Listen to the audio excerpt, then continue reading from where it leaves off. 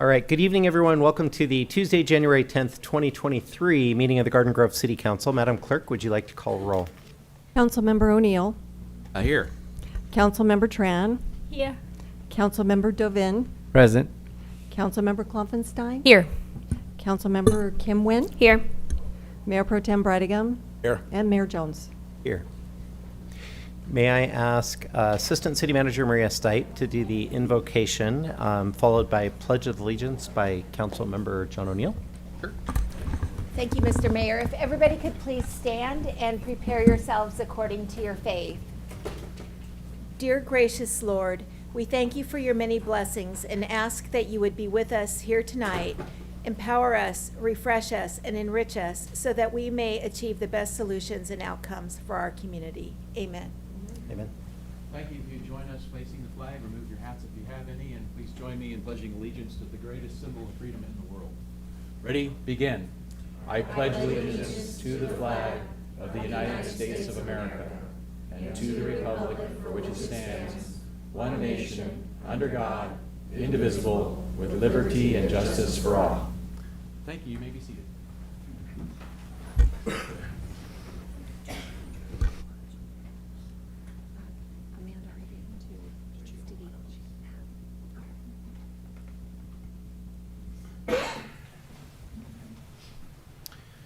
Okay, that takes us on to presentations, and we do have two listed tonight. The first is 1A, which is a fire safety update by Orange County Fire Authority Division Chief Covey.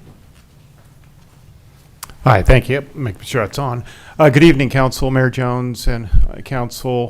Thank you for this opportunity to kind of chat with you tonight. To the new council members, I haven't had a chance to meet you. My name is Craig Covey. I'm your OCFA Division Chief for Garden Grove. And I was speaking with City Manager Stiles, and I brought this issue to light to him. And after discussion, he thought it was worthy of your time. I know you guys are busy trying to make the big decisions for your city, but this is an issue your residents are facing. We're having multiple fires from it. So I wanted to take a few moments tonight and kind of brief you on what's going on for the residents online and the public, kind of educate them to what a trend that the fire service has really identified and is it's causing many, many fires. So coming out of the holidays, I'm sure many folks have gotten, we're fortunate enough to get some nice Christmas presents and that are battery powered and things like that. Well, there are some associated hazards you need to be aware of that goes with them. So if a picture is worth 1,000 words, do we have the PowerPoint up on the? Everybody see the PowerPoint? Or there we go. So if a picture is worth 1,000 words, I think this video will do a much better job at getting your attention.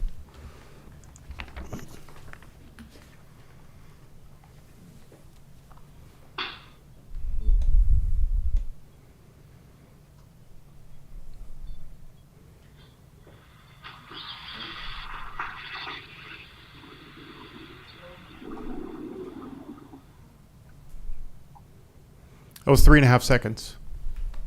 3.5 seconds from time of failure to full explosion. And this is becoming common. So this is what I wanted to bring to your attention. I'll kind of go through these slides and discuss what's happening. So these are the common batteries that you see on a daily basis, right?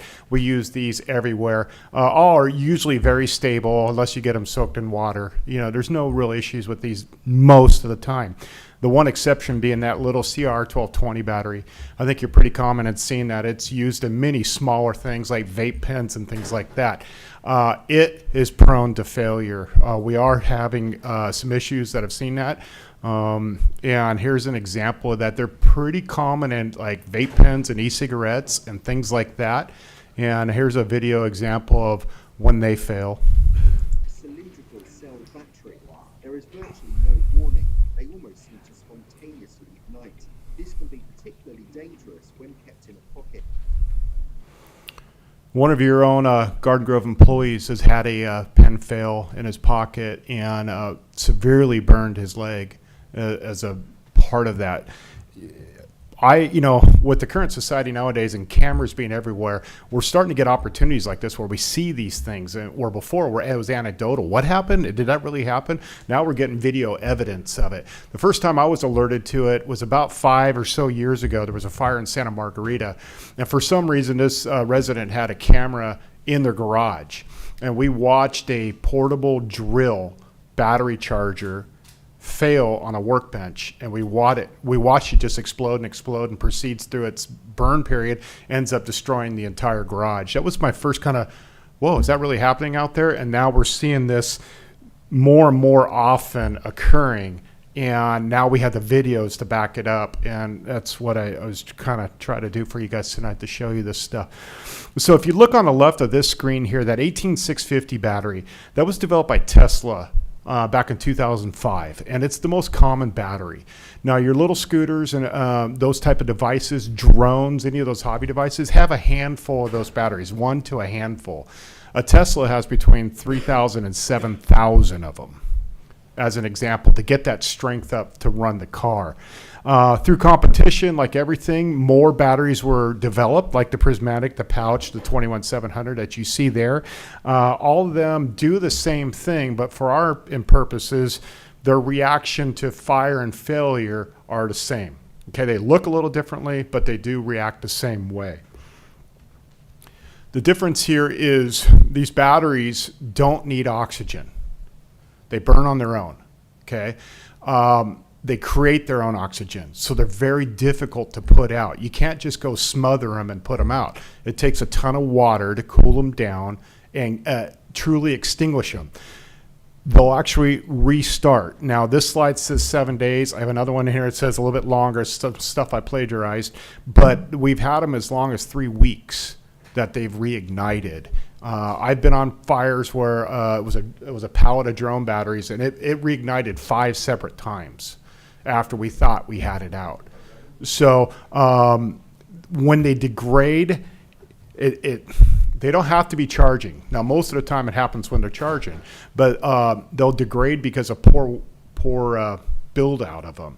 So if they're built in a not very clean environment, a little piece of dust on that in the battery cell will degrade it over time and will cause these failures, as an example. When they do burn, they burn rapidly, as you saw. They don't need oxygen. And then the other part of it is that hydrogen gas that comes out of it is incredibly, incredibly toxic. It's been described to me as bone eating. So it's not only the fire issue, it's the smoke that comes out of this as a hazard.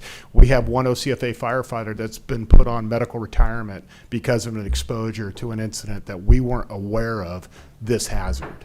So it's very near and dear to my heart. A lot of these devices you're pretty familiar with, e-bikes, scooters, and hoverboards. That was that first video there. Here's some more example of what they look like. This poor gentleman. There's no sound on this one, so I'll kind of narrate it for you. He goes, and like we all do, we're going to go grab some water. He's going to run and bring some water back. And thankfully, he falls, believe it or not, because when this explodes, that's 2,000-degree molten metal that's splashing him. So if he had been standing over that, it could have been a lot worse. And this thing continues to blow up and blow up, all those additional batteries in that scooter, igniting and blowing up like a firework inside your house.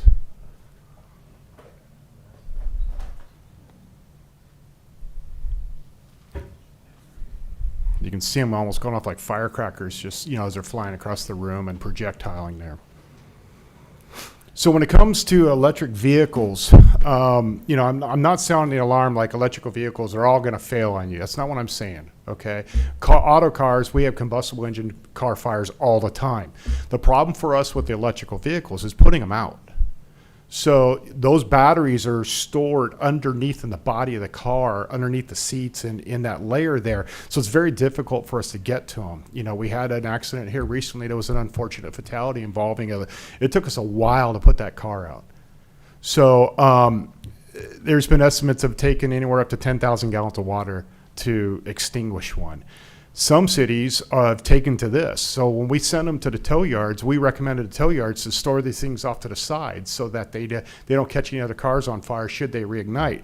In this city in Sacramento, as an example, they ended up digging a ditch and filling it full of water and just submersing it to finally extinguish it.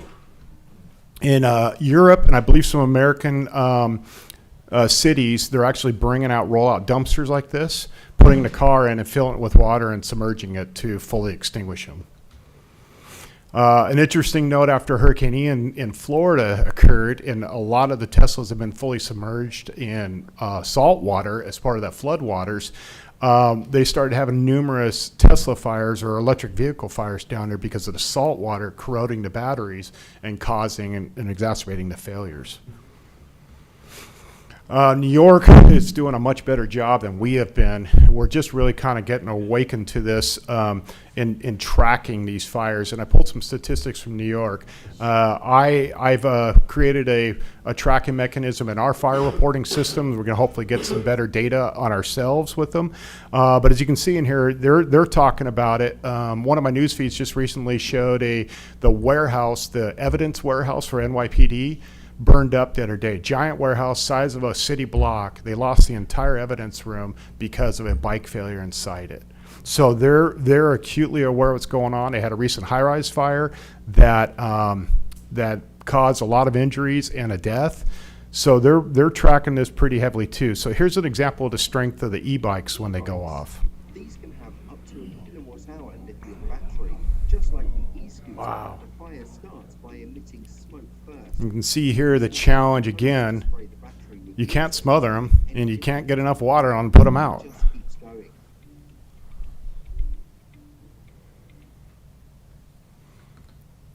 So in London, they're starting to track this well. In China, where bikes have the use of electrical energy for things has been much more used, they tallied 10,000 fires between 2013 and 2017 in China, tracking these things, and over 200 deaths. So it is becoming a worldwide problem, not just us. The photo in this picture is a fire I had just before I promoted. I grabbed a quick thing as I got on scene, and this one was caused by a drone battery that started the fire in this guy's bedroom. New York has talked about a 230% increase in fires caused by these battery failures in the last year to date. And each year prior to that, it had been getting worse, but then they had an exponential growth in this last year. 191 fires, 140 injuries, and 6 deaths in the last year. So what's OCFA recommending? Only purchase and use devices and batteries that came with the equipment and is nationally recognized. You buy the cheap knockoff stuff, you increase your risk at having something like this. Only use the battery and charger that was designed for that device. Again, don't buy the knockoff stuff. When it's done charging, unplug it. Don't leave it in and have it overrun itself and heat up. Recommend storing your mobility devices in a place that won't threaten your exit from a house should a failure occur. Stop using any of them. If you notice any smells, you see any white vapors, you hear any odd sounds, unplug them, stop using them, get them out of your house. Obviously, when you're done with the lithium-ion batteries, please just don't throw them away. The trash trucks and all that would appreciate that. And then, as well as the environment, obviously, and then only have them repaired by qualified personnel. Now, we've been working with the city. We've created some .org. You can get additional information on it and our recommendations. And as you can see here, it doesn't have to be plugged in. This was down in Newport Beach, bike in the middle of the sand. It was in the newspaper the other day. Grabbed a screenshot of it. So I'm available should you have any questions. Thank you very much, Chief. Colleagues, any questions? I know I'm going to unplug all my chargers when I'm not. That's pretty much everybody's answer has been, okay, you can see it going through their head. What do I got to start unplugging, right? All right, thank you. Awesome, appreciate it. Thank you. Okay, 1B, Community Spotlight. 1B is a community spotlight in recognition of Hazel Coronado for being named the Orange County Boys and Girls Club Youth of the Year. You. This evening, the Garden Grove City Council would like to recognize Hazel Coronado for being named the 2022 Orange County Boys and Girls Club Youth of the Year. And I'd like to ask Hazel Coronado to please come forward. We're going to have you stand right in front of everybody in the chambers here, and we're going to say some really nice things about you, Hazel. So Hazel has been a member of the Boys and Girls Club for 11 years, probably a little over that. Last year, the Boys and Girls Club Youth of the Year program named Hazel as the Orange County Boys and Girls Club Youth of the Year and awarded her a $5,000 college scholarship. The boys.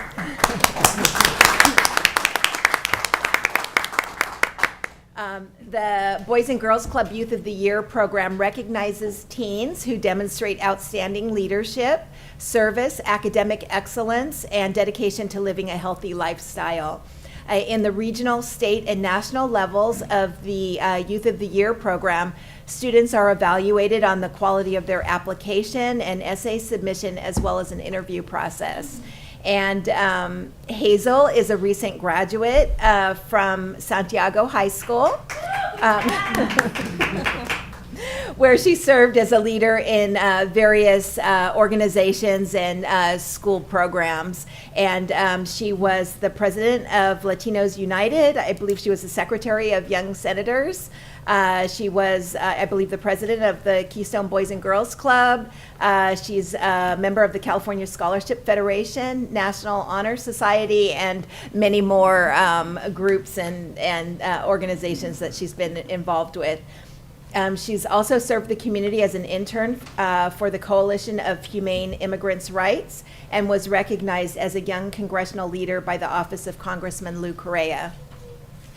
When asked about Hazel, Garden Grove Board of Education President Walter Munton said, "Hazel is truly inspiring and a bright star among the next generation of community leaders. She will surely go on to make an impactful difference by serving her community." Today, Hazel Coronado is studying political science at University of California, Berkeley, in hopes of pursuing a career as an immigration and constitutional lawyer so she can continue to serve her community. At this time, the mayor and city council would like to present Hazel with a certificate and a memento for being named the 2022 Orange County Boys and Girls Club Youth of the Year in recognition of her leadership, service, and academic excellence. Congratulations, Hazel. Very well.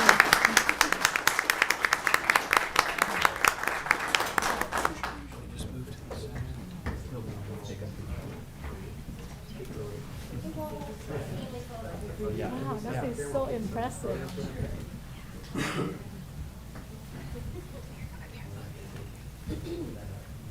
Okay, ready? 1, 2, 3. A couple more. There you go.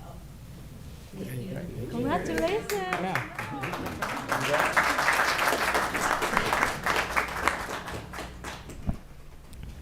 Hello. Okay.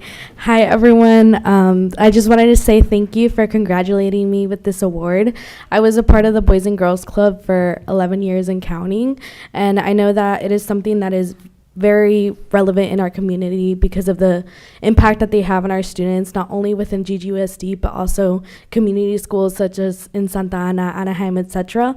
And I know that this is an investment for all students within the club, but also outside of it. So I just wanted to thank you for all that you guys do within City Council and basically for investing your time within our community. So thank you very much.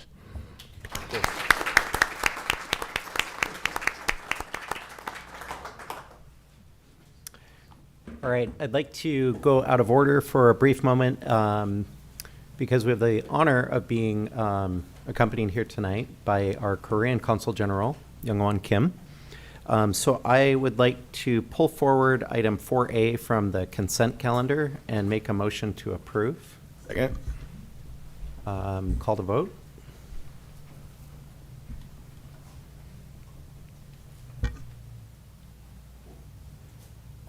Aye. Oh, Motion received, 7 yes votes. Okay. probably did it, but you just didn't see it. Yeah. Yeah. Okay. Would you like to call the roll? Yeah. Consul General, will you please come forward?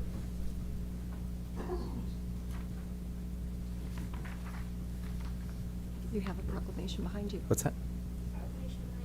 You Oh, have a do I just go present? I thought maybe Maria was going to say. Oh.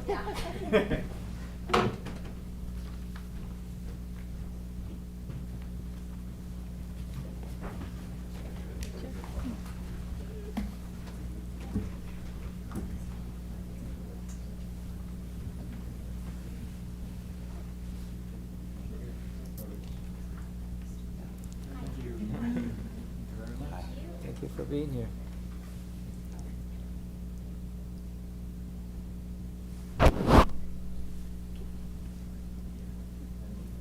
Ready? 1, 2, 3. Thank you. Would others like to join for the photo? Yeah.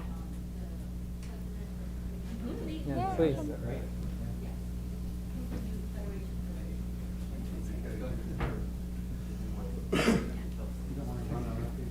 I don't think I could run that fast. Ready? 1, 2, 3. Thank you.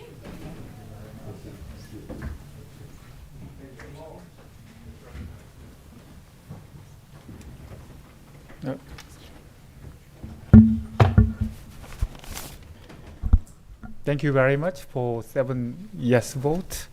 And thank you for inviting me to this historic event in celebrating our Korean immigration to the United States. I'm personally honored to have the opportunity to observe the adoption of this proclamation. As you proclaimed, this year is really special for U.S.-Korea relationship. We Koreans and Korean Americans celebrate the 120th anniversary of the first immigration into the United States. The small Korean community of only 102 people has grown to 2.6 million. And 25% of them call Southern California their home. They came to Southern California, including Garden Grove, to find a better education opportunity and pursue business opportunity. And a vital place in that history is none other than Garden Grove, the center of the Orange County. When we started our journey into the United States, nobody knew anything about Korea. We didn't have a country and went through a great deal of difficulties and hardships.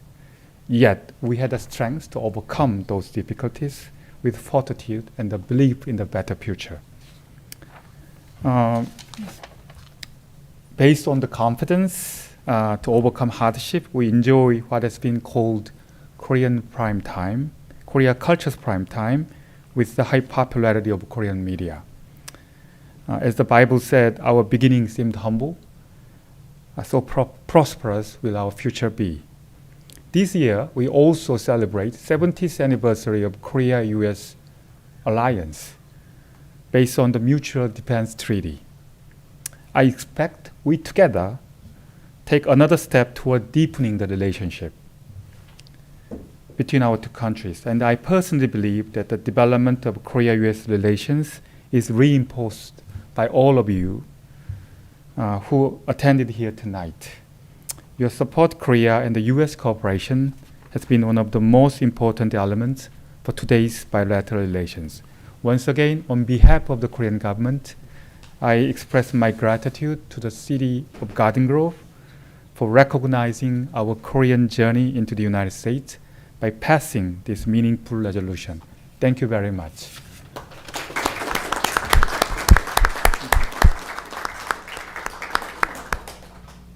Thank you, Consul General, for coming down to join us in person, and safe travels back up to Los Angeles. Thank you.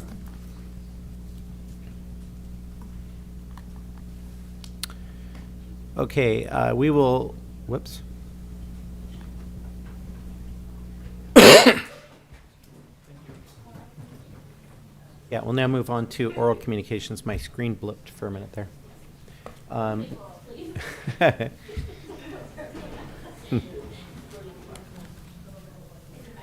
No, I'm good. I'm good, yep.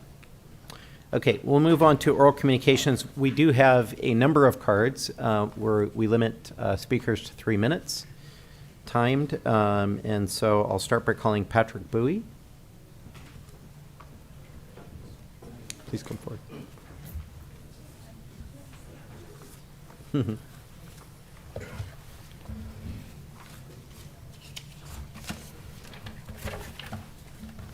Let me read on the paper here. Good evening, Garden Grove City Council. My name is Patrick Bui. I am a current Garden Grove resident who lives in apartment in District 3. I'm speaking today because we need a smoke-free multi-unit policy to protect the life and health of everyone in Garden Grove. From 2010 to 20, my family and I live in our Adriatic apartment for 10 years. I have a 7-year-old son who has asthma, and my daughter and I severely allergic to smoking. On September 20, a couple moved into an apartment below us. This couple would vape and smoke throughout the day. The secondhand smoke was so bad, my family and I couldn't sleep because of the coughing. During this time, we were stuck at the home because of the lockdown from COVID. I contact our apartment manager and show her my children and my health record, how secondhand smoke would compromise our health. The manager dismissed our concern and said that there were nothing they can do, and also warned me not to bother the smoking tenant downstairs. My boys' asthma get worse, and I also developed asthma myself. Secondhand smoke disrupted my whole family schedule, causing a chronic lack of sleep. I fell asleep on the job since I had little or no sleep in 2 months. I was fired from my job and then lost our home for 10 years because of smoking. On November 16, 2020, I reached out to public health official. Please see attachment number 2. Maybe you have on hand. As well as the previous 6 city council member of Garden Grove City. Please see attachment number 3, by the way. The issue was dismissed. The community legal aid of SoCal helped me to write a letter to my apartment manager to request a reasonable accommodation to move to different unit away from our smoking neighbor. After sending that letter on December 16, 2020, the manager ignored my letter and decided to sign a lease of a vacant unit to a different tenant. I did everything right. I talked to my apartment manager and reached out to the OC Healthcare Agency and even the city council to ask for help. So I'm here again to ask for help and urge it's up you to pass a smoke-free policy for multi-unit housing in the city of Garden Grove that will protect the family like mine. We need a law to prevent all the families from being exposed to cancer-causing chemicals. Every family deserves a home where they can breathe a clean air. Thank you. Thank you for your time. Thank you.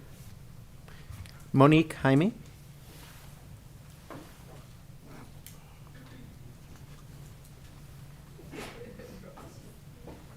Did I say that right? Yes. Close. Oh, yes.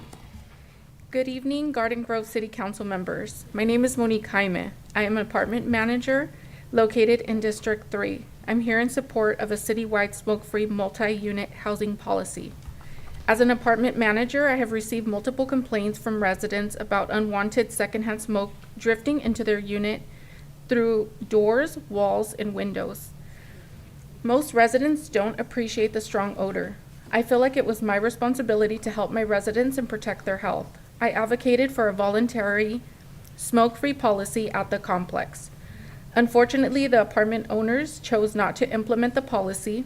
Although the policy was not adopted, secondhand smoke still remains a health and safety issue that needs to be addressed, which is why I'm speaking here today in support of a city-wide smoke-free multi-unit housing policy. Secondhand smoking is an issue that affects me on a personal level as well. I grew up with a family of smokers. I thought it was normal, but my views have changed after I got married and had children. My husband smoked for many years, and was able to quit smoking successfully for 10 years. However, in the past year, he relapsed. The nicotine found in tobacco products is very addictive and a very addictive substance that is difficult to stop. As a wife, my biggest concern is that smoking will cause my husband to get lung cancer. As a mother, I'm afraid that secondhand smoke could affect my children's health. I'm also concerned that having an environment where smoke is permitted around children can send the wrong message and encourage children to smoke in the future. In August, I found out that there was a community movement toward smoke-free multi-unit housing. I told my husband about the news, and shortly after, he decided to take steps to quit smoking because he figured he might as well get a head start to quit if a policy could pass and he couldn't smoke in the apartments anymore. This made me realize how effective this policy could be as an incentive to help smokers who are on the fence to quit and finally make the jump. There was a time when you could smoke in a restaurant. Then we adopted policies for designated smoking areas. Now, I can't even think of a restaurant that would allow smoking inside anymore. I look back and ask, what were we even thinking by allowing smoking inside of a restaurant? I think that's how we will feel a few years from now about allowing smoking in apartments. I think implementing a citywide policy for smoke-free multi-unit housing is a natural next step to improve the health and safety of our community. Thank you for your time. Thank you. Chris Beard. The real Chris Beard.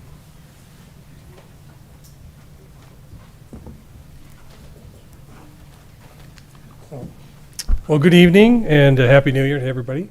Honorable Mayor, Mayor Pro Tem, members of the City Council. I'm Chris Beard, a longtime Garden Grove resident and former colleague of most of you. And it's great to see all your smiling faces. Are they smiling, Kim? I again want to, as I did at the last meeting, I want to congratulate the new members appointed to the council, and I say welcome aboard, and I wish you all the best in your public service. So as we start the new year, I know all you have plans and full agendas to make our great city a better place to work, live, visit, and play, and do business. So I come before you tonight in the hopes that you might consider adding an initiative this year, and that is an ordinance to enhance and protect the public health of those citizens living in existing or future multiple units within Garden Grove. At the last council meeting, I mentioned that I am a reformed smoker, former smoker. So I know about smoking cessation and secondhand smoking. And on a personal note, my mother died at 69 from cancer directly related to smoking cigarettes. So a few months back, I met up with an old friend who works for a nonprofit organization that's working to reduce and prevent dangerous secondhand smoke from intruding into the lives of non-smokers, especially children. Through his research and that of his staff, I've become better educated and on what's happening and what's succeeding in bringing down the number of smokers in Orange County and throughout the state. Most importantly, I learned that ordinances that prohibit smoking in multi-units, be they apartments, condos, or townhouses, is on the rise. It is a growing movement in local jurisdictions, cities, and counties to do so. I think it comes down to the reality that shared walls, shared floors, ceilings won't stop secondhand smoke from drifting into your neighbor's unit, and open windows and vents only offer an easy passageway to unprotected non-smokers. So I believe the question for some becomes, is smoking a personal freedom? Research all you want on court cases and you'll find that using tobacco is a personal choice, not a constitutional right. Let me repeat, there is no constitutional right or privilege to smoke. In fact, it can be well argued that local governments have the responsibility to regulate and enforce consequences on personal choices that may or do infringe upon the equal rights of non-smokers. So with this tide of rising government action to take, there's a rising tide to take action in this matter. I think Proposition 31 got 2/3 of the votes, which is a clear message that people want to keep kids away from being addicted or exposed to nicotine. So let me finish up by saying this year begins, we ask that you meet individually with me and other citizens, organizations, and associations, and nonprofits to look into ways to educate yourselves on this issue. I'd like to thank Councilman O'Neill for recently meeting with us, and we appreciate his feedback and his perspective on the matter. So down the road, I believe the entire council can work towards workable measures to protect the health and hundreds, perhaps thousands of Garden Grove's residents. I leave you with this. Just as Garden Grove has made its water clean and drinkable for all citizens, we should do the same thing and do our utmost to make the air fresh and breathable for them too. So thank you for your time. I look forward to meeting with all of you in the future. Thank you. Thank you, Chris. Nicholas Dibbs. Happy New Year, everyone. I'm here as in the past, I've mentioned the importance of protecting our children. As a teacher, when I first became a teacher, we didn't have cell phones. I hate to date myself, but now the digital world has created problems. AB 2273, which I have mentioned before, First Lady Newsom says, as a parent, I am terrified of the effects technology addiction and saturation are having on our children and their mental health. While social media and the internet are integral to the way we as a global community connect and communicate, our children still deserve real safeguards like AB 2273 to protect their well-being as they grow and develop, to ensure that tech companies are held accountable for the online spaces they design and the way those spaces affect California's children. AB 2273 just took effect this month, and I need to remind you, if you have forgotten, that we had a 5th grader commit suicide who was attending Hazard Elementary School in the Garden Grove Unified School District before the pandemic. And then we had a couple of 7th graders try to commit suicide, and the connection was that they were being bullied on Instagram and that the social media was part of this suicide stuff. So this is important, but the problem is, and I'm going to ask that you put this on the agenda for the next council meeting, and that is, what are we going to do about it? So we have a problem in that, and it isn't just the children, the police officers and the veterans, they need help. The police chief of Laguna Beach just today in the Orange County Register is quoted as saying, Police Chief Jeff Calvert, and there is now Canine Cooper, a 1-year-old Labrador Retriever, who is on hand to support mental health for both sworn and non-sworn employees. It's important that Hoag Hospital has a program that can help our city. We need more green space. We need, if you go to savethekids.org, you can check that out. There's $4.7 billion in the kitty regarding AB 2273. I think our city could use some of those funds. What we need is, I'm not an expert, I don't pretend to be an expert, I'm just sounding the call that we need to have a digital, a wellness, youth and mental health wellness committee.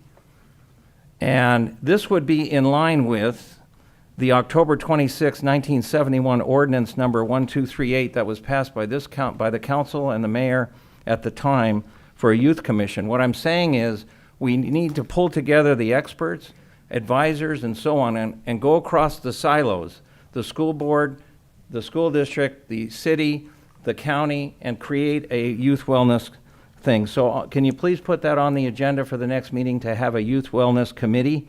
And because our current committees or our current commissions don't cover this. Thank you. Thank you. So Maureen Blackman. please put it on the agenda for the next meeting. Thank you.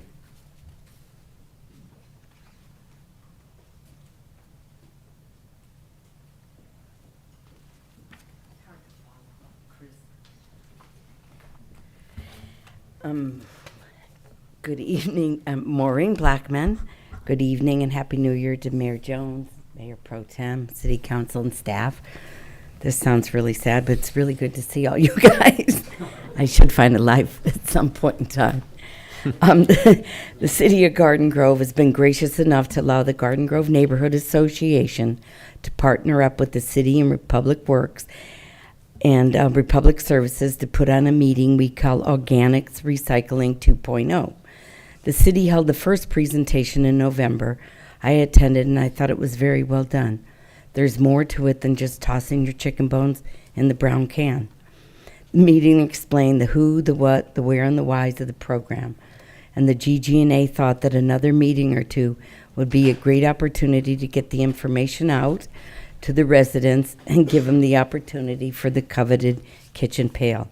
So here's your chance. Thursday, January the 12th from 6 till 7:30 at Eastgate Park, which is at 12003 St. Mark Street in West Garden Grove. You know that if you drive Chapman, it dead ends right into the Community Church of West Garden Grove, and Pastor Eric Williams was kind enough to allow us to use his space where his congregation meets. The seating is limited and we're getting a great response, so please RSVP to maureen.ggna@gmail, which is maureen.ggna@gmail.com, to ensure that we have enough seats, because seating is limited, and sufficient pails, coffee, and cookies. Thank you again to the City of Garden Grove Public Works and Republic Services for partnering with us to bring the information to the residents. Mm-hmm. I want to always go. Thanks, Tara. Thank you. Thank you. Next up is Rosie. I didn't know their last name. That's for running out of names. Peter and Rose.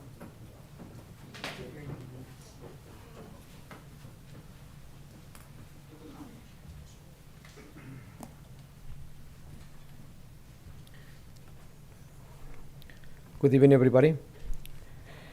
My name is Peter Marconi. I've been living in Garden Grove for over 30 years. And I'm here tonight to address to the City Council a little problem that we have by where we live. I live 13281 Palm, which is Harbor and Garden Grove Boulevard, close to the area there by the hospital. And the issue with us is that we have a empty spot and a bridge that goes across the 22 freeway. And we have a lot of people right there right now that is becoming a very issue for our children's, and I don't have a little children anymore right now, but a lot of the people that live close to us though. So they were cleaned up once before, and now they're back. And I know this is a battle for every one of us, but it'd be nice if we can continue to move these people out of the way, so that way at least before something else happened to one of the children going across the bridge to the school. And also there's an empty lot that these people have camped out. They camping right there right now. They even put a net going across there so you don't see, to have a little more privacy. So, you know, I'm here to address this issue and to see what we can do about it for every one of us in the neighborhood. And, you know, maybe the police can come around, and I don't know what can we do or what we got to do. I know some of the stuff over here is through Caltrans, but maybe we can at least address some of these issues with them or something like that. We have been calling them, but, you know, how you guys know it's not responding that quickly.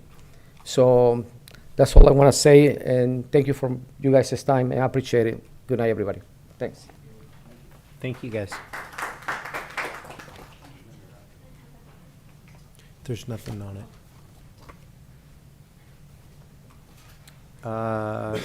Miriam or Mary Amarita?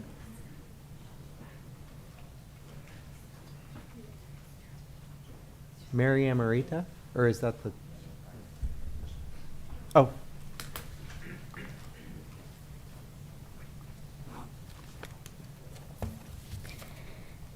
Okay. Hello and good evening. My name is Miriam. I'm 14 years old and in 9th grade. I have lived in Garden Grove 2nd District my entire life. I'm here today as a representative of the Sunrise Movement's Orange County Hub. The Sunrise Movement is a national environmental organization that is run by youth who are under the age of 35 like myself. I'm sorry that I haven't been to in-person city council meetings, but but that's only because I'm too young to drive, and so I depend on one of my parents bringing me here. And last semester, I had soccer Tuesday nights, so it was hard for me to come. I did watch all the recordings, though. I'm here today to ask the City Council to prioritize climate action in the city. The climate crisis is urgent, and we need to start acting upon it with bold legislation, and we need it now. This could be in the form of a climate action plan. Several cities in Orange County have already introduced these, such as the city of Irvine, which is actually voting on an electrification ordinance tonight at their city council meeting. A climate action plan would create a pathway for the city to become zero carbon by a certain year, preferably before 2030. It would include a mobility plan to get a certain percentage of people out of their personal cars and onto green public transportation, bikes, or just by walking places. It would include something for building electrification, so buildings that are dependent on fossil fuels, such as my very own home, would be able to switch over to electric appliances. It could also include something that would update the city's infrastructure to make Garden Grove a more sustainable, safe, and beautiful city to live in. Having a climate action plan won't only improve Garden Grove and make it an amazing place to be, but it will also improve the quality of life and create so many good green jobs. According to a report from the IPCC, the Intergovernmental Panel on Climate Change, cities are responsible for 2/3 of pollution, so it is essential our city does its part. Due to climate inaction, the effects of the climate crisis have only worsened, causing it to become the greatest threat to humanity, specifically against marginalized communities. A 2019 report from the Pentagon said climate change was a national security issue. I'm literally watching my future burn before my eyes. So many members of my family who live in Orange County have been evacuated due to the raging fires we've been having due to the climate crisis. About 4,600 fires scorched just California alone from January 1st to July 4th in 2021, covering 74 acres of land, and that wasn't even during fire season. Thousands of people in Europe died recently because of even more fires and heat. I would like for you to think about what you did when you were in 9th grade. Was this normal? Was it normal for hurricanes and tropical storms to happen so frequently? For summers to be so hot? For oceans to rise at such a fast rate? I would like for you to think about what you were doing during your 9th grade winter break. Maybe thinking about your friends, your school, your vacation, books, movies, music. Well, I'm not thinking about that. I'm thinking about how I can fight for a basic human right, the right to live on a living planet. I can't vote, I can't work, I can't even get a permit and drive a car. But I, your constituent, am asking you to take action on the climate crisis. Think of your kids' future, your nieces, nephews, the future generations of this country, and especially this city. This might be the hottest summer of your lives, but it'll only be the coldest for ours. Thank you for listening, and please take climate action immediately. Thank you. Thank you. Ali Sheikh.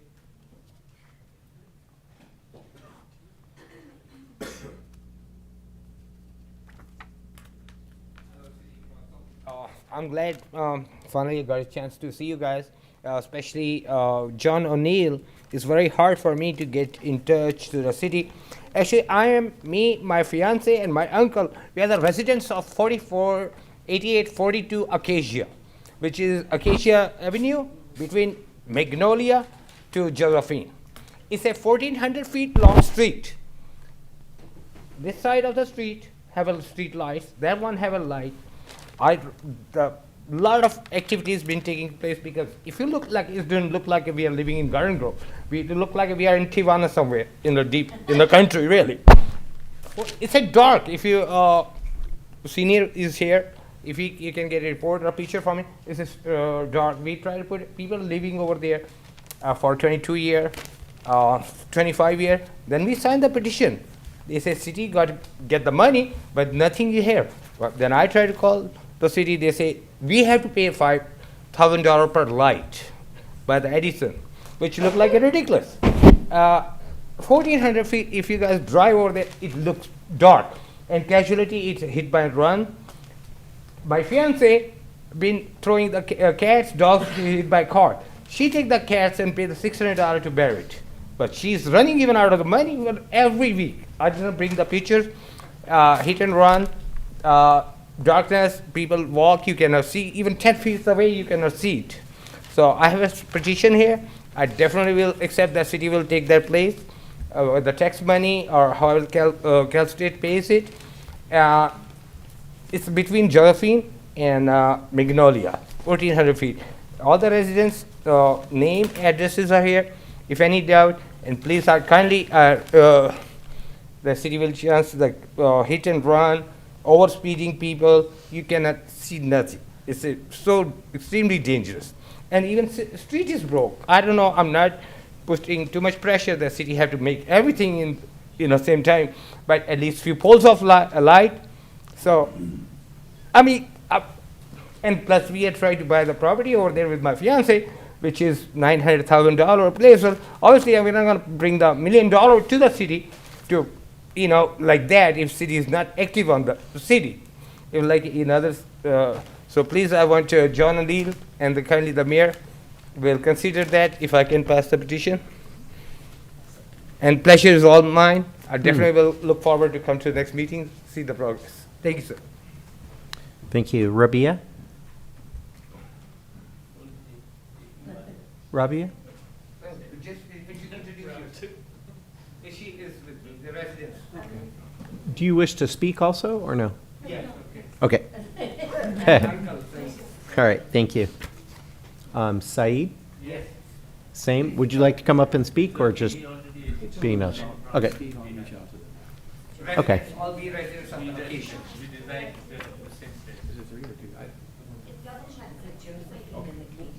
Between Acacia and Josephine. Between Magnolia. What is your address? We'll get with him after. I think he said 8842 Acacia. It was. Yeah. Okay. No, I don't. Well, no, I go to Magnolia. I'm up to Lampstown. All right. Thank you very much. You're very welcome, sir. Pleasure. Is there anyone else wishing to speak that did not submit a pink oral communications card? Okay. Seeing none, we thank you all for coming forward. That will conclude oral communications. Next up is written communications. Are we okay to keep plowing through, or anybody want to break? Okay. Written communications, item 3A. Excuse me. Yes, I have it. Item 3A is consideration of a written request from West Garden Grove Youth Baseball for co-sponsorship of the 2023 Opening Day Parade. And Ms. Balayo is here to give the report. Good evening, Mayor and members of the City Council. The West Garden Grove Youth Baseball Organization is requesting co-sponsorship of the Opening Day Parade that is scheduled to take place on Saturday, February 25th. The group is a nonprofit organization, 501c3, that is in good standing with the Secretary of State Office and the IRS. The Opening Day Parade includes baseball players and softball players in Garden Grove, the Garden Grove Unified School District Board, school officials, the Orange County Fire Authority, and the City Council. Co-sponsorship for this event will have an impact on the city's general fund. The cost to provide police staff required to close city streets, the rental and setup of the showmobile stage are an approximate cost of $5,400.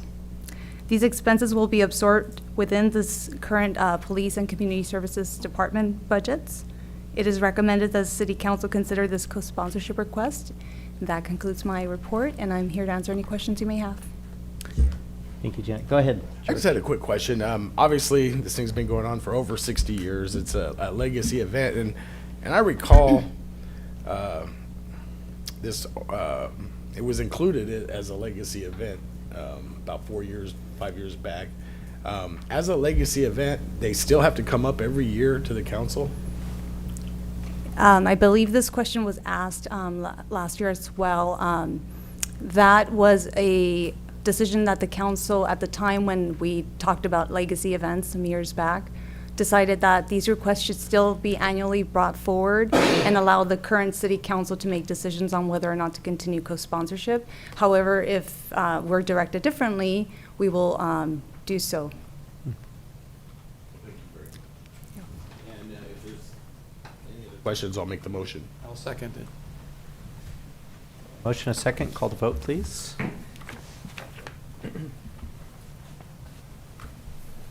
Motion received, 7 yes votes.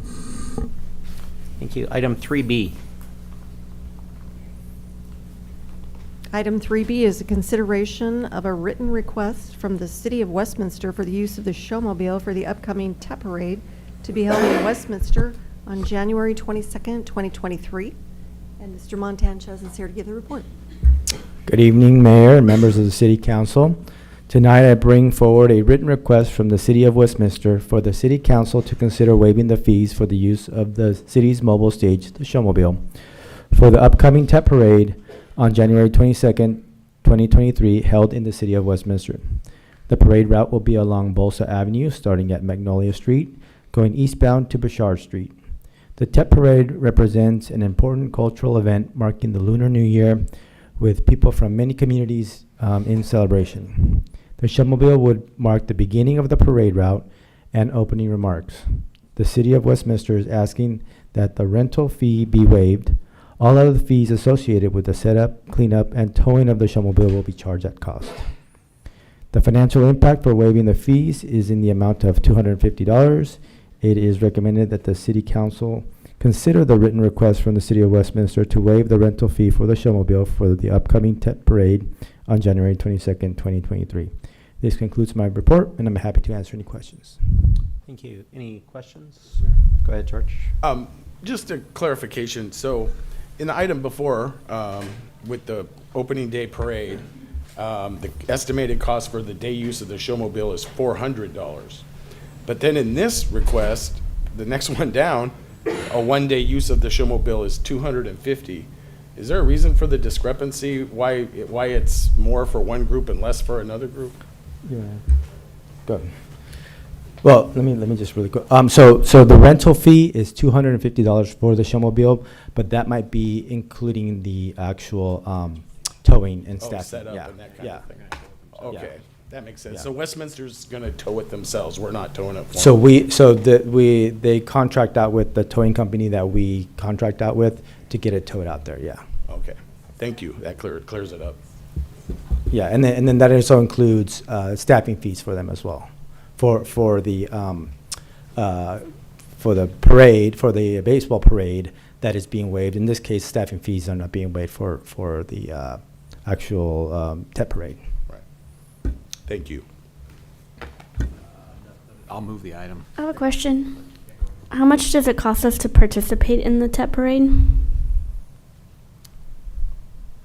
I was just gonna say, do we get a discount of $250? Because that would be nice. Yeah. But seeing that no one knows the answer to that question, that's fine. If you move it, I'll second it. Okay, we'll take that as a second, I think. We have a motion and a second. Call the vote.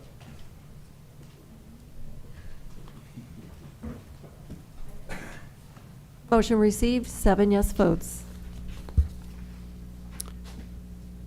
All right. We will now recess to successor agency. We'll call successor agency to order. Madam Clerk, would you like to call roll? Member Brightigam? Here. Member O'Neill? Here. Member Tran? Yeah. Member Dovin? Present. Member Klopfenstein? Here. Member Nguyen? And Chair Jones. Here.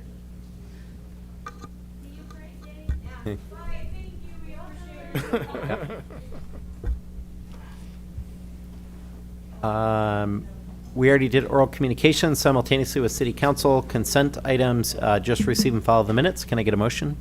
So moved. Second. Call the vote. Good. You're on it. I like it. Motion received, 7 yes votes.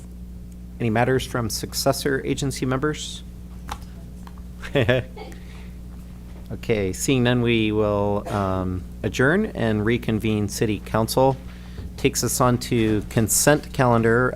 We already did 4A, so it's recommended that 4B through 4G be acted on simultaneously unless anyone would like to pull any items. I don't need to pull, but I do need to just make mention that I won't be participating in item 4E. For full disclosure, my husband works for SoCalGas.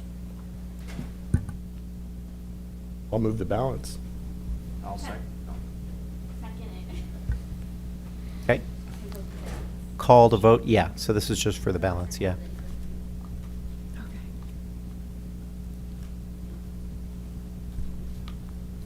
Motion received, 7 yes votes, and let the record show that that Councilmember Klopfenstein is abstaining from 4E? Or Not participating. Not participating in item 4E. Okay. So we're all done with consent? Okay.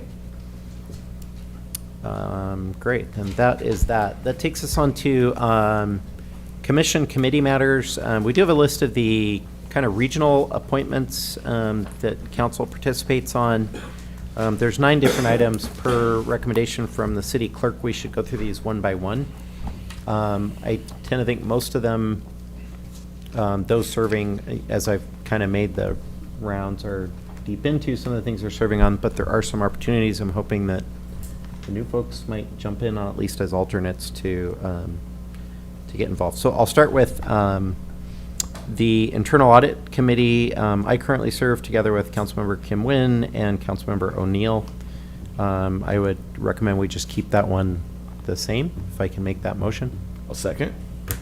Okay, call the vote. Okay. Councilmember Brigham? Yes. Councilmember O'Neill? Yes. Councilmember Tran? Councilmember Dovin? Yes. Councilmember Klopfenstein? Yes. And Councilmember Kim Nguyen? Yes. And Mayor Jones? Yes. Do we Motion have received. to take them one by one? Yeah. Motion I received, axed. 7 yes votes. Okay. Next is League of California Cities. I know Councilmember Kim Nguyen is very actively involved with that group. So I'd like to propose keeping her as the primary representative. There is an opportunity for an alternate for League of California Cities, which was previously held by Tuha. So is there anyone who would like to serve as an alternate for League of California Cities? I'll make a nomination. Councilmember Dovin would probably. Yeah, I will accept and also second my own nomination. Okay, great. Can I move those two together? Oh, yeah. Okay. Absolutely. So Councilmember Kim Nguyen and Joe Dovin. Okay, call to vote? Okay. Councilmember Kim Nguyen? Yes. Councilmember Klopfenstein? Yes. Councilmember Dovin? Yes. Councilmember Tran? Yes. Councilmember O'Neill? Yes. Councilmember Brigham? Yes. And Mayor Jones? Yes. Motion received, 7 yes votes. Okay, Orange County Fire Authority. Since we made the transition to OCFA, Councilmember John O'Neill has been serving as our representative on the board. I believe he's coming up on being the next president, in fact, of the board. I'll most likely be the chair of the Budget and Finance, and I may have an opportunity at the next meeting to be vice chair, chair of the complete board. So Garden Grove is well represented there. Yeah, absolutely. We appreciate all your diligence in that complicated board, so I would recommend that we keep that one the same, if I could make that motion. I'd motion, or yeah, I'll second then. Call to vote? Councilmember Brigham? Yes. Councilmember O'Neill? Yes. Councilmember Tran? Yes. Mayor Jones? Yes. Councilmember Dovin? Yes. Councilmember Klopfenstein? Yes. And Council. I went ahead, sorry. Councilmember Kim Nguyen? Yes. Motion received, 7 yes votes. Thank you very much for that. Appreciate it. Orange County Public Library Advisory Board. Councilmember Klopfenstein has been serving on this in the past, and I think Tuha served, and Councilmember Klopfenstein was the alternate. Talking to Stephanie, she's open to continue serving or to hand it over if some of the new folks would like to get involved. We do have an actual main branch public library here and 2 other libraries in town, so it is good to have a seat at that table. Are either of you interested in? Are you interested? I don't think they meet that often. Maybe you could tell us how often they meet or what.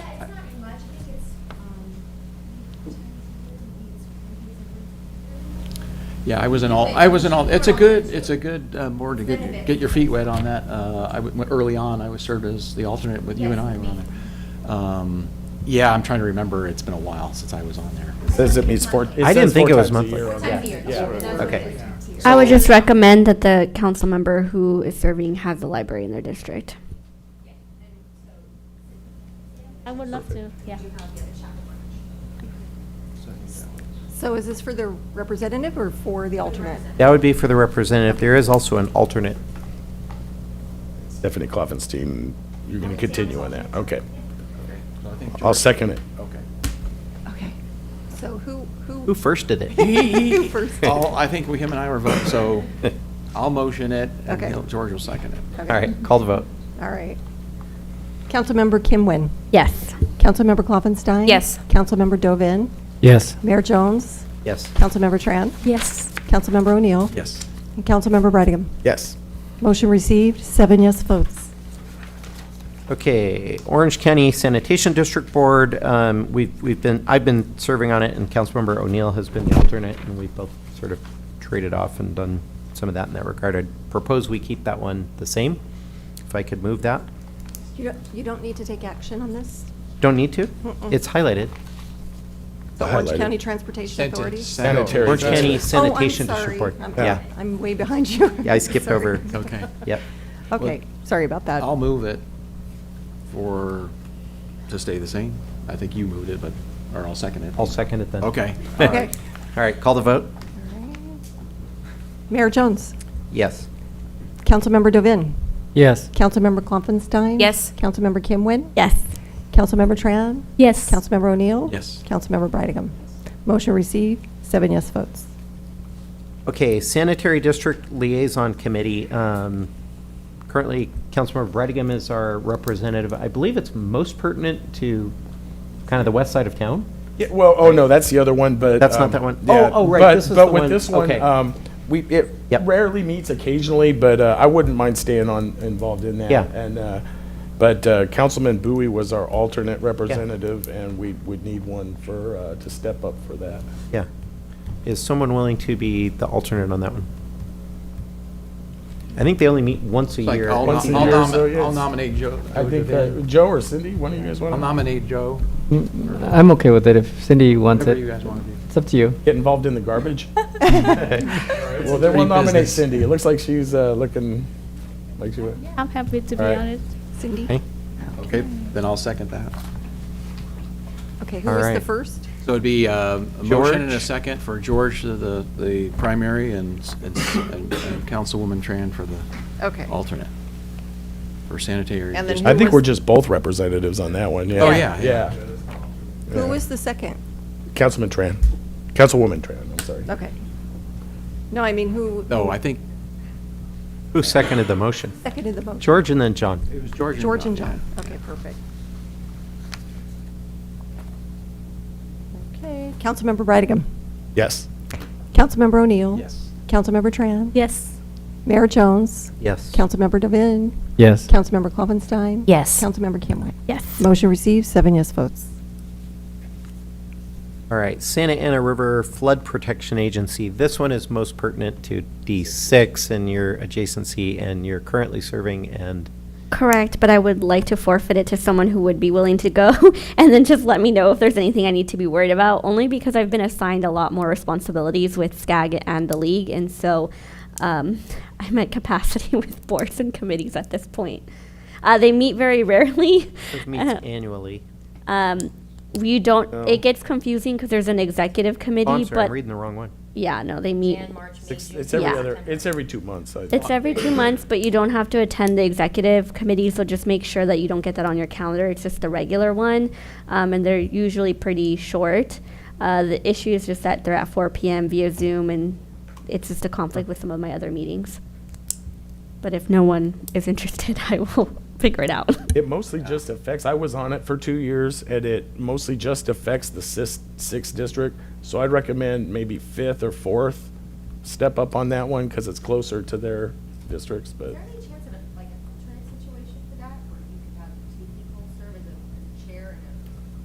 Alternate to rotate?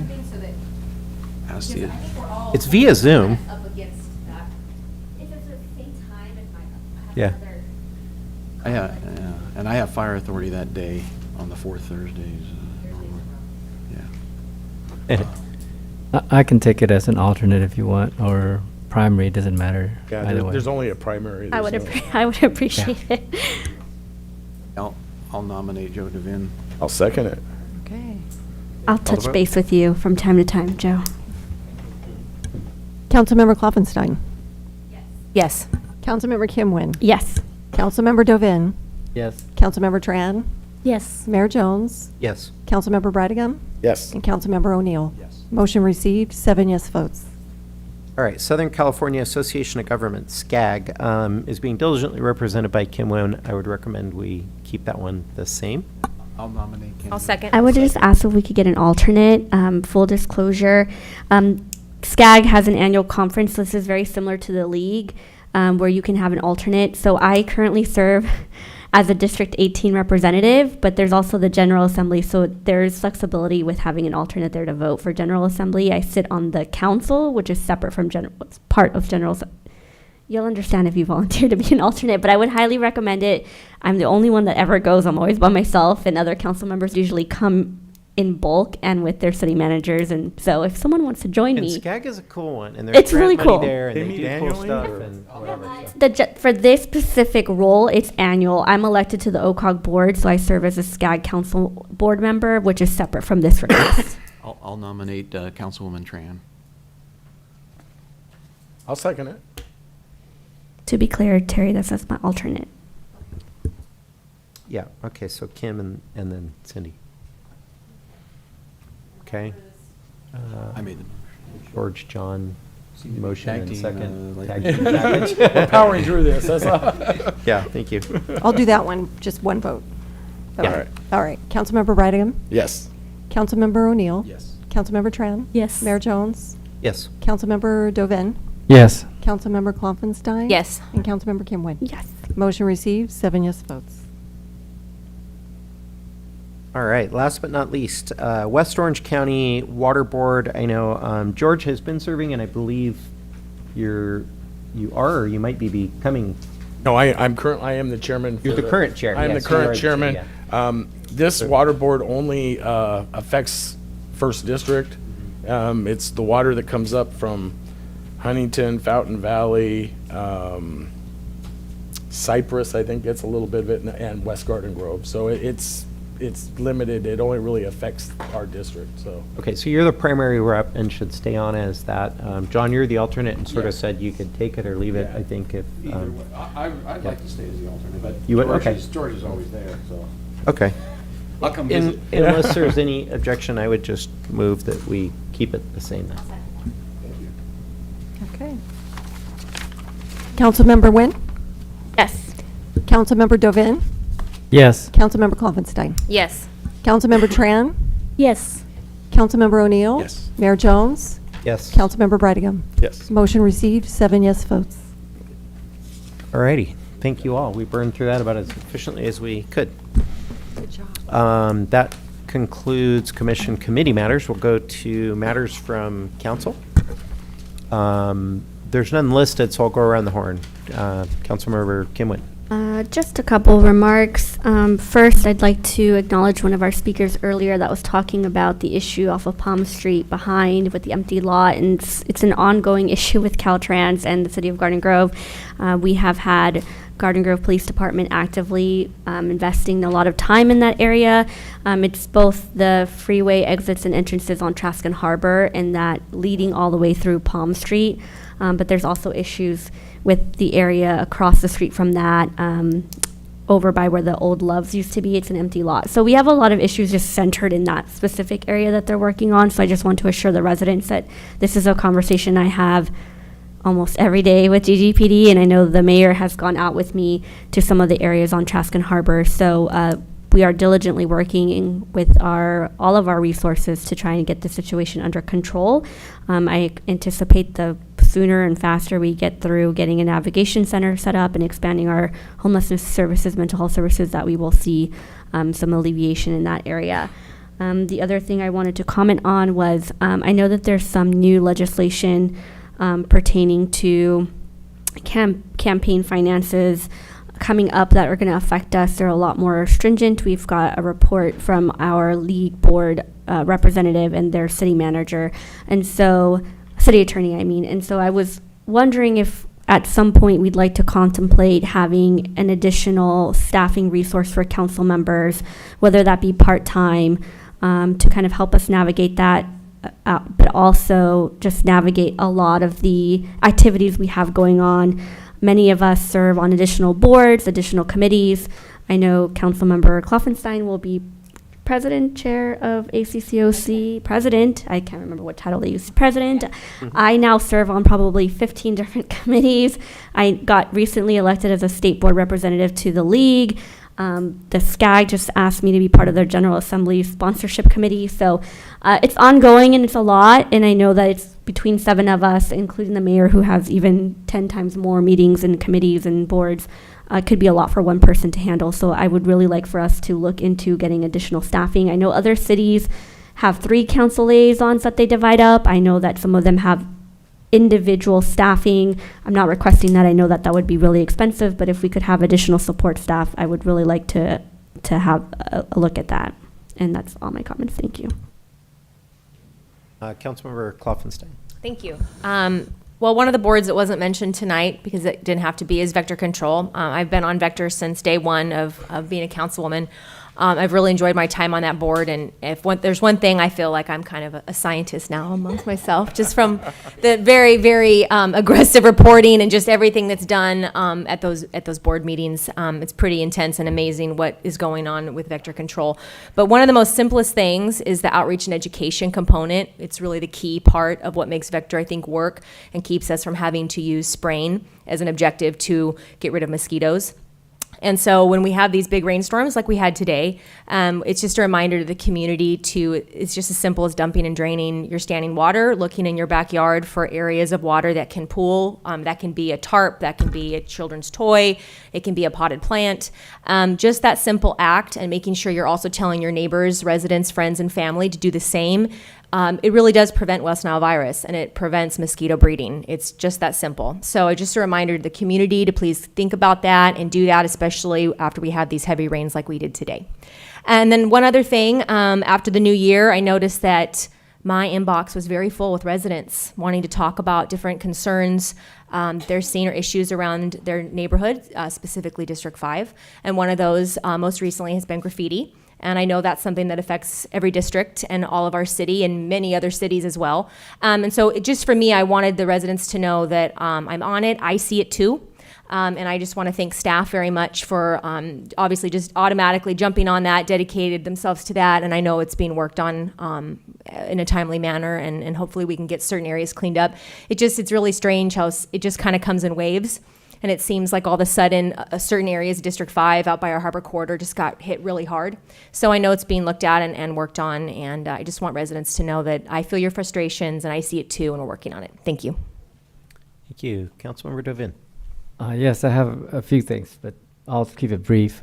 First, thank you, Councilwoman Nguyen, for the Trascan Harbor attention to that area, and I know the residents there, and they're very concerned. It's an ongoing issue, so hopefully our police can allocate some resources to kind of step it up with the policing the beat there. And we do have some help around the corner, and hopefully it will alleviate a lot of problems there. Secondly, I also appreciate Councilwoman Klopfenstein's attention to the graffiti issue. I've heard it in my own neighborhood in District 4, and I've heard it from my neighbors about us not getting out there fast enough and taking care of the graffitis that's popping up everywhere. But I don't know what else we can do other than to emphasize that that's an issue, an ongoing issue that we want to be able to allocate resources and not have to wait for the residents to call it in, but whatever we can identify on our own would be a proactive approach, and I encourage that. There's a couple of other issues I want to bring up. One is the recent apprehension of a suspect of a sexual assault that happened right here in our streets. And I want to commend the victim, who was very brave and assisted in identifying the suspect. And our police acted immediately within the same day. We got a text blast out from the city manager, which I appreciate. I appreciate all of his texts to alert to situations as they develop. And in this case, we have very good news. And I talked to Scott to maybe reach out to the victim and recognize her bravery, either in private or in a public space. It depends on how we can do that. But I know we have the Chiefs coin every year, and we don't have to wait for that event. But if we want to give her recognition, I think it's duly deserved, because she probably stopped the suspect from perpetrating other crimes and saved a lot of victims. So I want to call out to the victim and anybody else who's been victimized to report and to help the city crack these cases so we have a safer city. And I feel more comfortable because I have young children and I have friends and neighbors who are very concerned about those issues. We have a lot of registered sex offenders in our neighborhoods, and we have to be aware of that. So thank you, Scott, for the text blast, and to give a accommodation to our police department, who've done a great job in this case. We're not going to forget that, and we're going to keep encouraging our police force to step it up when they have the evidence to pursue a crime in progress. So thank you for that. Lastly, I want to talk about the Flower Street event that's coming up. It's something that developed prior to me coming on council, so I don't know the full extent of how that event came to be approved, and we issued a permit to close the street. I'm not opposed to that at all. I fully support any event in the city that has a cultural and even an economic interest in contributing to our community. And I know I showed up, and Manager Scott showed up, and I also speak on behalf of myself and our city's interest to promote such events. However, it came to light that there may be more ominous things that are happening behind the scenes that we don't know, and at this point it's just allegations, which I asked our manager to investigate. And what are we investigating? We're investigating who is behind it, the true sponsors, who's paying for the event, how they're going to file their taxes with the IRS and so on, because it is a 501c3 that is on the permit.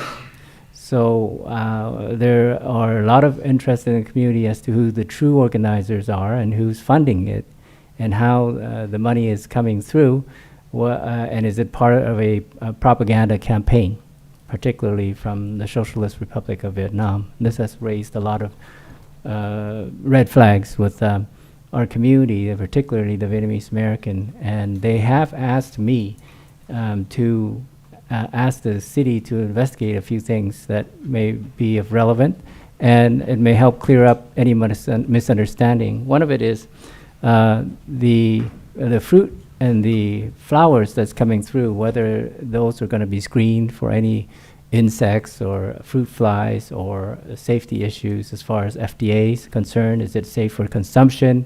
Will they clear any permits related to the import of such flowers and fruit into our community? So that has to be cleared with some of the safety agencies. Two is, we want to understand the true mission and agenda of the Flower Street organizers. What is their agenda? What is their mission that they have in their application, so that the community is reassured that it's not for propaganda, it's not politicizing, it's not going to trigger protest because of certain symbolisms of the communist Vietnam, which will be objected by our community. And again, the city manager have asked staff, particularly in community services, to give him a full report, and I want to share that with you.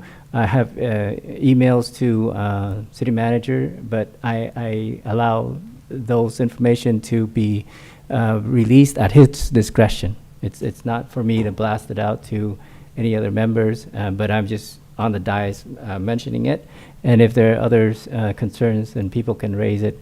I know Council Member Cindy Tran have heard some not so good talk about this event. And lastly, I want to make sure that the city doesn't end up footing a big bill for policing or otherwise, because we do have to close the street and we do have to maintain safety. And if there's any sort of protest or demonstration or even altercation, it will result in a cost to our city, which I am unwilling to foot that bill, to put it bluntly.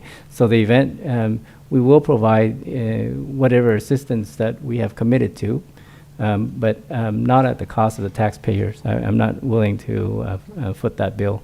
And to preempt any possibility of it developing in such a manner, I think we should have a public hearing about it right here, And if other people want to show up, this is probably the only opportunity, being that if we're going to meet in 2 weeks' time, the event might have come to pass. So here's something, say something, and I'm in touch with the city manager, and he's been on top of it. And I'm not very, I told him to be alert, but don't be alarmed. And as things develop, we can communicate with each other so we can appropriately handle the situation if it gets out of control, and it can get out of control very quickly. That's it. Councilmember Brennigan. Yeah, thank you. I want to talk a little bit, or a little update.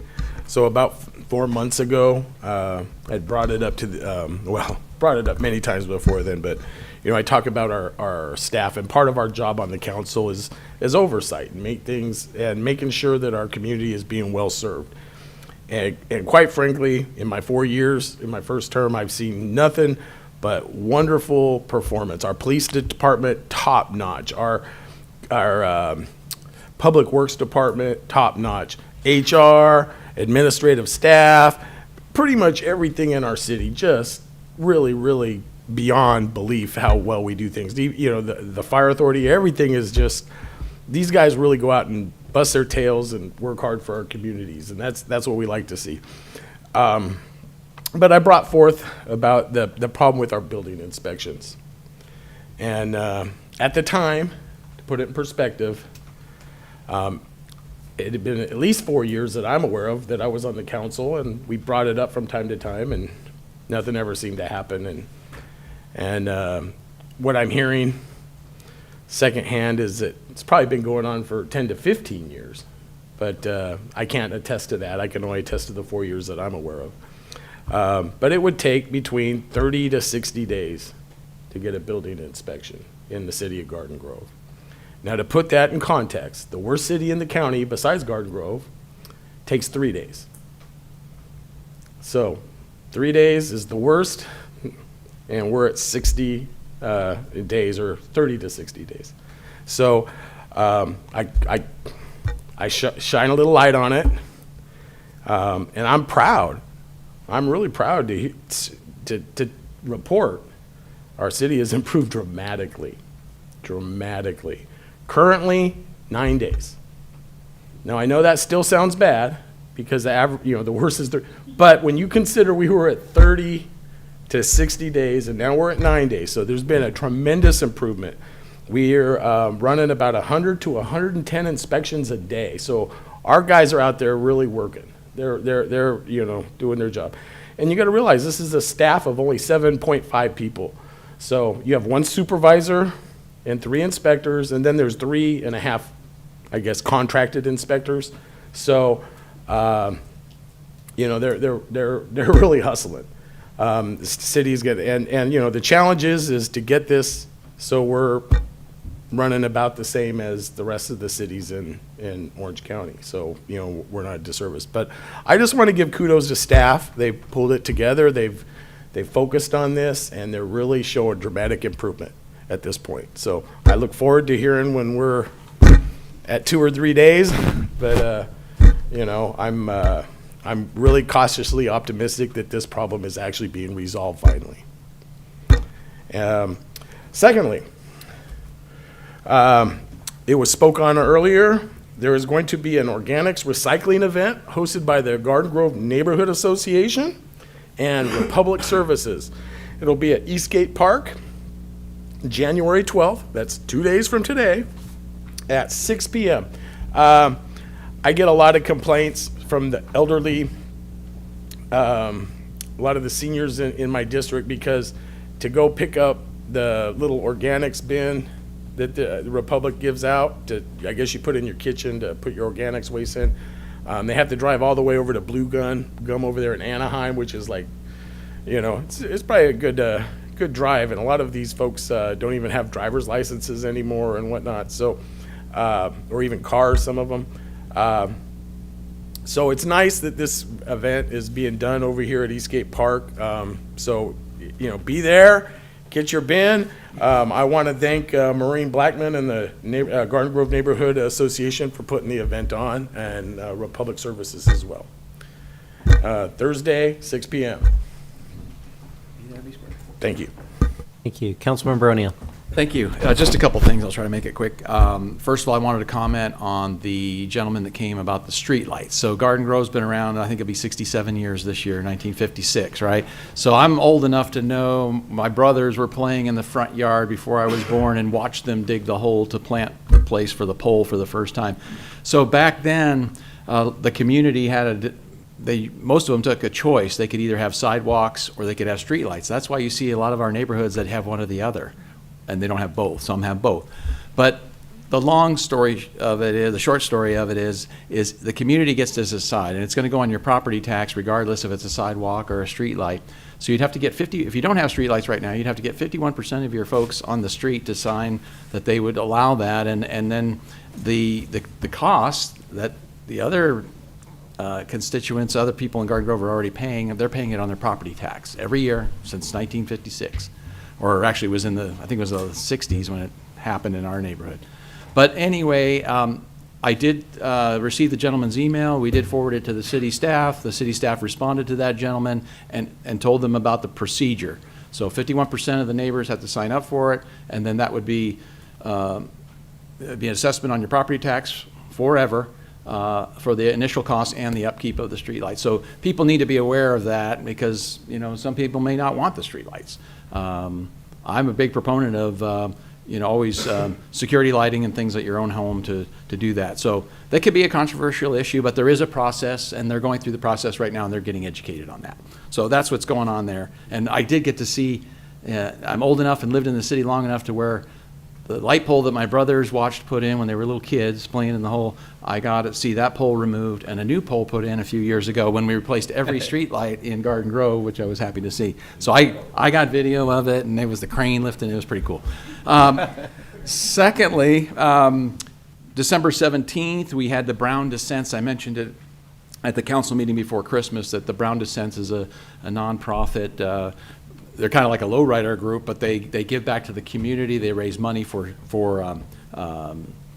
students, scholarships, even in high school and college students to go to college. They did a toy drive on December 17th. I was there. The mayor was there. Our U.S. Congressman Lou Correa was there. It was a great event. The mayor can contest there was tons of toys there. I think the kids that were there got to go through the line 2 or 3 times because that's how many toys they had. So it was a great event. Thanks, Mr. Mayor, for coming, and especially to Congressman Correa.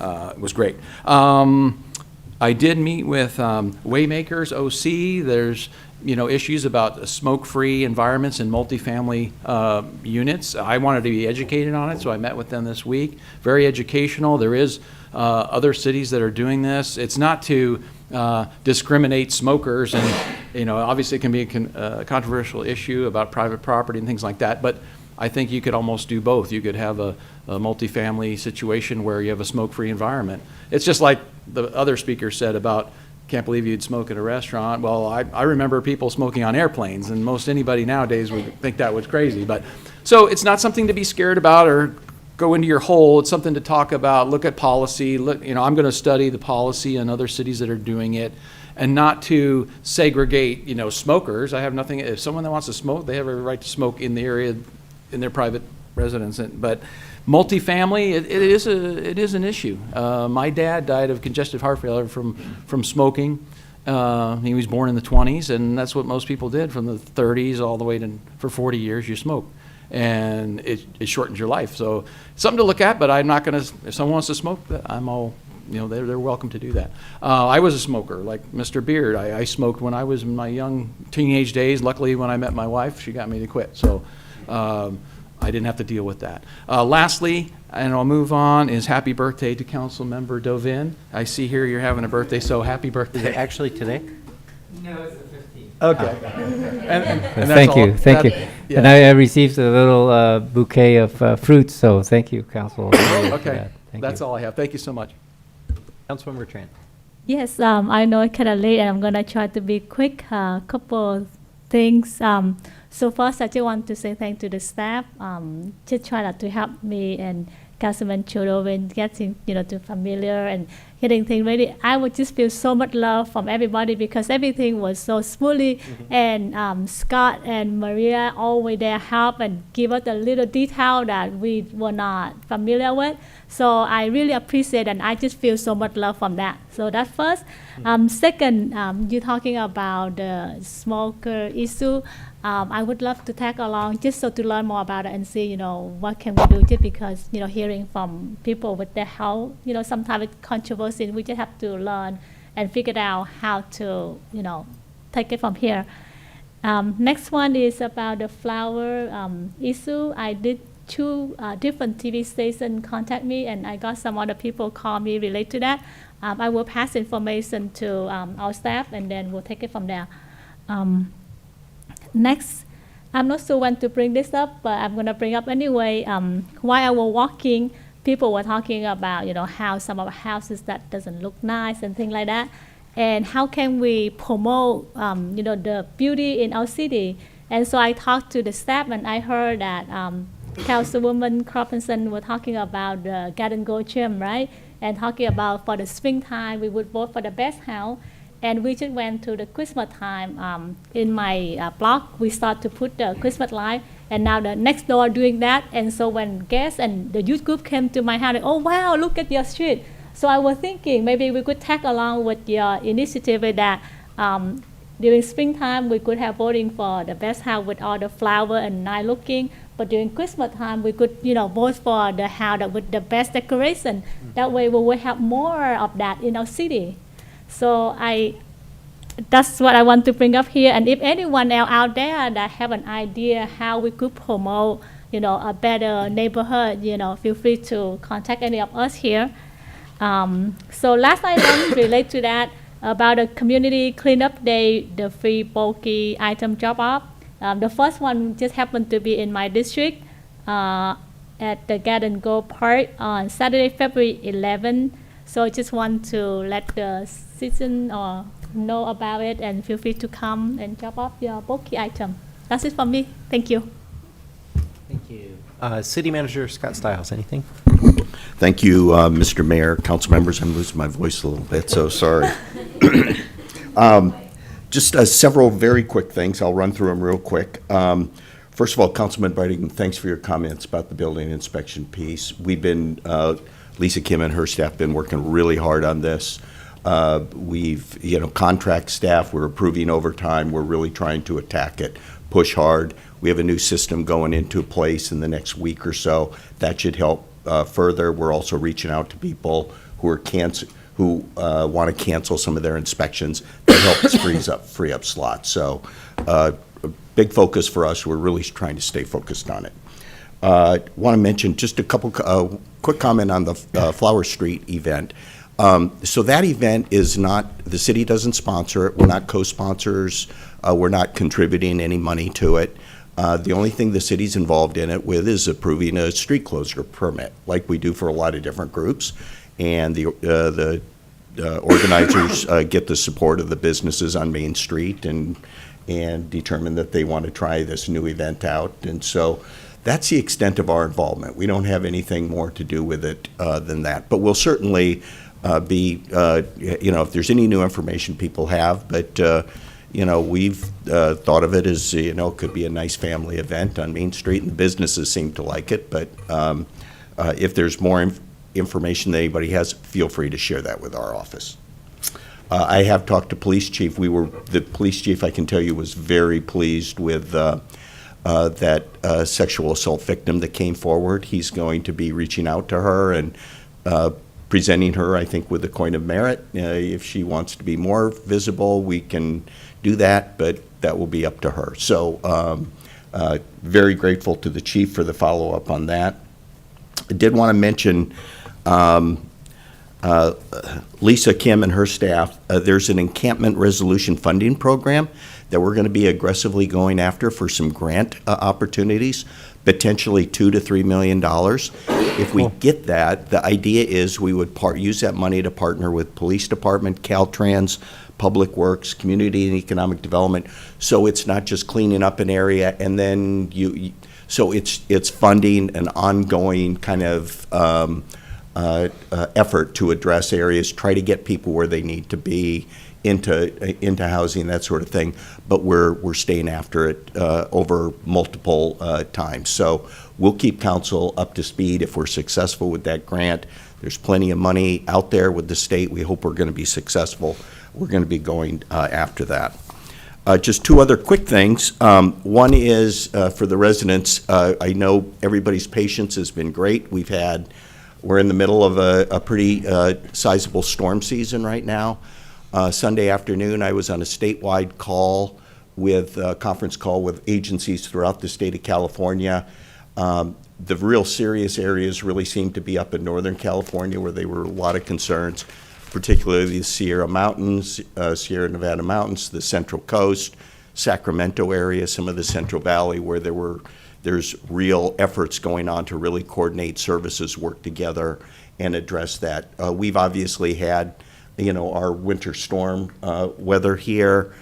We got through today. All of our departments, particularly OCFA, our police department, Public Works, they're all working great together, kind of monitoring areas and trying to keep up with stuff. So we will continue that because we're expecting a couple more rain events later on this week. So, we're kind of in this cycle right now where we really have to stay focused. I wanted to let the council know the governor, I think, has declared a state of emergency, especially for the whole state. Orange County's a part of that, has been included in that. So our EOC manager, Linda Morin, is working with all of our departments. If there are some expenses we're incurring that are related to this, we want to, not that, we're in better shape than most places are, but we do have some expenses, and we'd like to recoup those if we potentially could. And then the last thing I want to mention, just to reemphasize Councilmember Tran's comments about the bulky pickup program. So we did that last year. It was wonderfully successful. All of our neighborhoods and all of our districts, we did one in each district, and they were all really successful. We learned a lot from that, and we're going to be doing the whole program again this year. There's one in each one of our districts. And although you can go to a different district if the timing is off, but you can go to the city's webpage, look under our news, and we're publicizing right now the time and dates for all the locations and when it's going to happen. And Councilmember Tran has the pleasure of having the first event right out of the gate in District 3. It's going to be on Saturday, February 11th from 9 a.m. to 11 a.m. at Garden Grove Park. And that's at 9301 Westminster Boulevard. We all have lots of stuff piled up everywhere, so it's a good opportunity for everybody to take advantage of that. So that's all I have, Mr. Mayor. Joe? Thank you, City Manager and Mayor. If I may have just a couple of minutes to circle back. I don't want to keep this meeting much longer, but there are a couple things that the other council members raised that I want to chime in on. Number one is on the multi-unit smoking issue. I know the dangers. We all know the dangers of even secondhand smoke. It's very, very dangerous. So I would volunteer myself to be on board with you, as well as Councilwoman Cindy Tran, if you want to use us as a springboard or to come in along with you. We'd be happy to join you in that effort. And we have to come up with some creative solutions for our residents. And I think we might be on the cutting edge of a movement that's very important. And I also want to speak to Councilman Mayor Pro Tem Bridegam's point on building services. And then Lisa Kim's here. I've been to Planning Commission's meeting before where the CBO is present, and I would ask that we have the presence of our community director and or CBO in some cases. I have experienced myself the long delay, the long wait in inspection time, and nobody knows more than Director Kim that that's an issue in our city. But we also understand that it's due to understaffing, and that's because it's very hard to retain and to maintain the staffing at 7.5 or better, which is really what we need. We're understaffed. And I also know that we have had the departure of key inspectors. They found it more beneficial to work in other places, in other cities, or as subcontractors in other firms. So we need to provide better incentives. That's my thinking, is how to retain the best and keep them on our payroll. So if it's a matter of increasing the salary, maybe we should consider that. And I like what we're doing. I myself have received phone calls that say, are you going to go ahead with this inspection, or do you need to cancel? I think that works. That works for me because it's an affirmation that every single inspection counts. We're not going to waste it. And I know our inspectors are working really hard, our staff in building and the CBO, but I also know we have room for improvement. So I'm thinking from day one, how do we reform the ordinances that we have so that we improve court enforcement, so that people have a legalization process where they have a protocol or policy that they can understand. We can articulate it, they can understand, and it has to comply with the laws of the state of California on down to our city. So I want to ask for the CBO or the director to come up with the ordinances to reform. I have a list of ordinances to reform, but I'll be happy to work with you on how to work through those ordinances. And the staffing issue, I have some input that I'd like to the council to entertain on how to retain and the best. And the people, they're overworked. I see them in the field. I know they're overworked. We need to alleviate that and hire more people that we can retain. If it means budgeting more for it, so be it. Let's figure out what we need to budget for, and let's improve the service delivery, because I know a lot of residents are very frustrated, and it's an ongoing process, but I didn't want to miss this opportunity to chime in on that. Lastly, I want to thank Miriam, a 14-year-old who came in. She emailed and reached out to me and said she had this climate action policy or whatever, but it's because in response to what I said to Bill Murray in the first meeting as to encouraging green energy, and if we have to upgrade our facility to accommodate for EVs, then that's money well spent in my mind. And that's what triggered Miriam to come here tonight. She's not even old enough to put in an application. I didn't know how old she was. I said, put in an application to be on one of our commissions, maybe Park and Recreation. Well, she was here today, but I want to use this opportunity, because there's people watching, to put in for our commissions. I know we have an open application process. Contact our city's clerk, and I would like to see a lot of applications on our different commissions. I know you got to be 18-year-old, right, and be able to drive yourself, but anybody who's not barred from putting in for an application, please put in, and I want to recruit the best. That's how I came to be on the seat here, because I put in for the Planning Commission, and we're going to recruit the best people to serve our community and our city by that open application process. So anybody who's thinking about being on a commission, please put in an application. Thank you. Thank you. General Counsel, do we have anything to report out or any need for closed session hereafter? Yes, Mayor, we did have a closed session earlier this evening, and there is a reportable action. So the City Council unanimously approved commencement of receivership proceedings for property located at 12109 Stonegate Lane, and that is all we have to report today. Thank you. All right, thank you. Tonight's meeting will be adjourned in memory of Clyde Craycraft, a longtime Garden Grove resident who recently passed away unexpectedly on December 14th, 2022. Clyde was known by the community for his fabulous Christmas displays, and he was known by his family, friends, and neighbors as a man with a heart of gold, a smile of pure joy, and a kindness that extended to all he knew. Clyde's passing was unexpected, leaving the family heartbroken instead of enjoying the holidays season that Clyde loved so much. Clyde is survived by his beautiful wife of 62 years, Carol, and their 4 children, Debbie, Glenn, Jason, and Matthew. 6 grandchildren, Caitlin, Madison, Brandon, Allison, Kevin, and Chris, and their 4 great-grandchildren, Amelia, Elise, Willa, and Logan. A celebration of life will be held on January 17th at 10 a.m.